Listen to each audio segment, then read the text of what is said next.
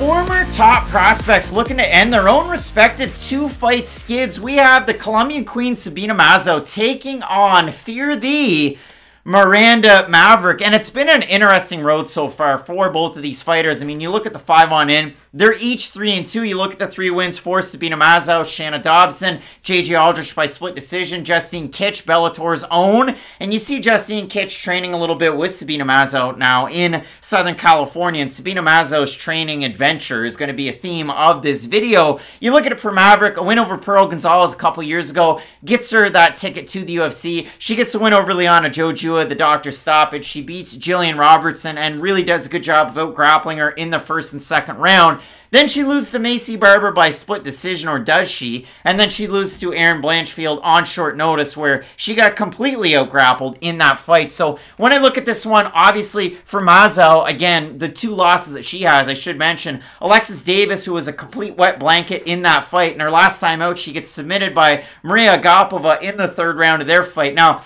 obviously, that one really ages like milk, especially the way that Agapova looked last weekend against Marina Moroz. But when we look at this fight, Matt, the biggest key to this is these are complete polar opposites stylistically, these 2 women, wouldn't you say? They really are, because Sabina Mazo is someone who really does rely on her distance and her kicks to have a lot of success in the octagon, whereas Miranda Maverick is someone who really needs to get on the inside, use her dirty boxing, use her grappling, use her clinch work. But that's the problem about both of these fighters. We're starting to see them struggle in the areas that are supposed to be their strengths, and that's why I think this fight is very important, because you have 2 prospects who were fairly hyped up at one point, who have sort of, lost their footing a little bit, and they both really do need this win. But I look at these prospects in very different lights, and you had kind of touched on it. Miranda Maverick had a very close fight against Maycee Barber. I'm not going to be one of these people who just disagrees with every split decision, but I thought Miranda Maverick did win that fight. Now, if you do look at her last fight against Erin Blanchfield, Blanchfield beat the brakes off her, completely out-grappled her. There was no argument whatsoever for Miranda Maverick winning that matchup, but we did see her get out-grappled, but that was only one fight against another top contender in this division. And Blanchfield, I do feel like, has finally crossed over from just being another prospect to being one of those like, oh wow, you could really be a contender in this division now. Whereas for Sabina Mazo, Alexis Davis, even that loss you can kind of throw out, because of course Alexis Davis beat Sabina Mazo. She's just sort of built to beat fighters like Mazo. I move forward, I get better as the fight goes on, just those classic Alexis Davis attributes. So Mazo struggles in that matchup against the vet, but her last time out against Agapova really does worry me, just about the future and overall ceiling of Mazo, because Agapova's proven that she's not, you hate to say someone's not UFC caliber, but I'll just leave it open-ended like that. And for Mazo, she is going to really struggle against the grappling, I think, of Miranda Maverick, because if someone like Agapova can get you to the mat and submit you, Miranda Maverick's whole game plan is work my way onto the inside. That's not exactly how it happens. So in that one, Agapova drops her. And then she submits her. And in the fight against Davis, Davis takes her down 3 different times, is able to get a bevy of control time, almost 2 full rounds of control time in that one. Yeah. And that's why I think she is really going to struggle against Miranda Maverick, because Maverick fights like a younger version of Alexis Davis, but she does have some of the better attributes of Agapova if you want to pull some of her strengths out.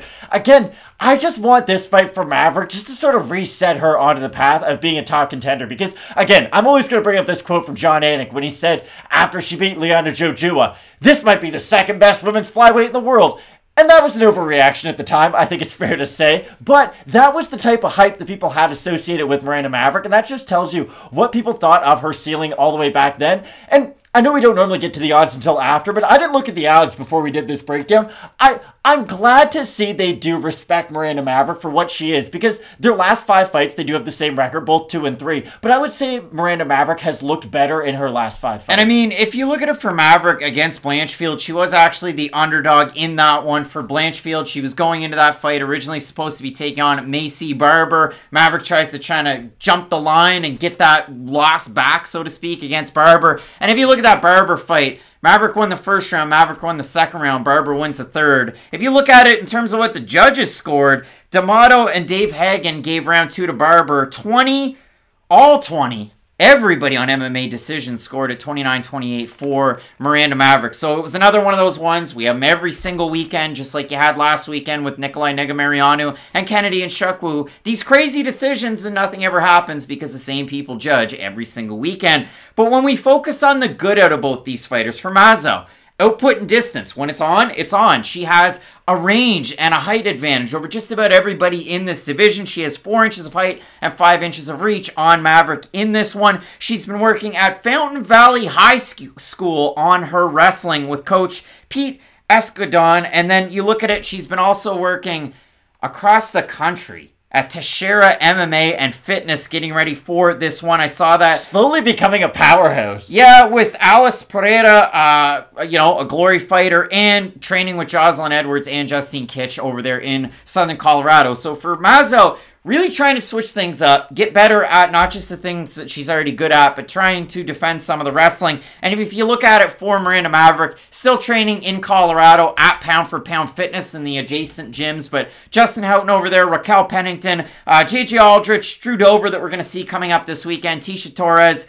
Shanna Dobson, and Jessica Aguilar, who's still around the gym. Jag. So we look at the odds for this fight, Matt, and Mazo open to plus 130. She's plus 226 on best fight odds. For Miranda Maverick, open to minus 150. She's a minus 282 or thereabouts. Actually replacing Mandy Boom on a bit of short notice in this fight. And if you look at the Tapology votes, not a surprise to anybody. 430 total votes already. 91% Maverick, 87% by decision. I just don't see Sabina Mazo being able to defend those takedowns early. It'd be like if they did Matt Brown versus Santiago Ponzinibbio. It's like, well, yeah, Matt Brown has a couple ways to win, but oh my god, this is a bad matchup. Just stylistically for Mazo, she struggles with pressure, she doesn't have the best takedown defense, and she's shown questionable fight IQ once the fight does hit the mat. Miranda Maverick can take advantage of all 3 of those holes in her game, and I do expect her to do that. And I do think that Miranda Maverick will be a top 15 contender in this weight class for a while, whereas I don't think Sabina Mazo is going to be around even from like the 25 to 15 range, if I'm trying to be really nice about it. So for Maverick, I do think she will get her name back into that sort of contender matchup. But I will say this, the perfect fight for Sabina Mazo in this matchup, if I do expect her to win, she's going to have to fight like Caitlin Chukagian. Get on your horse, fight moving backwards. You can use your kicks, but you're really going to have to set them up at the end of your combinations so that Maverick is really guessing a lot throughout this fight. But I do like the forward pressure a lot from Miranda. Good opportunity to get back on the right track for both of these women. The 3-2, the 3-fight win streaks, bookended by 2 losses, or at least ended by 2 losses. Both of us in this one going with the state's own Fear the Miranda Maverick to get back on that right track. You let us know down below in the comments section who you have in this fight. It would be a surprise if the Colombian Queen does get it done. We get some big time fights coming up in this cards. Keep locked in with Fight Night Picks. As we always say, let's get into it.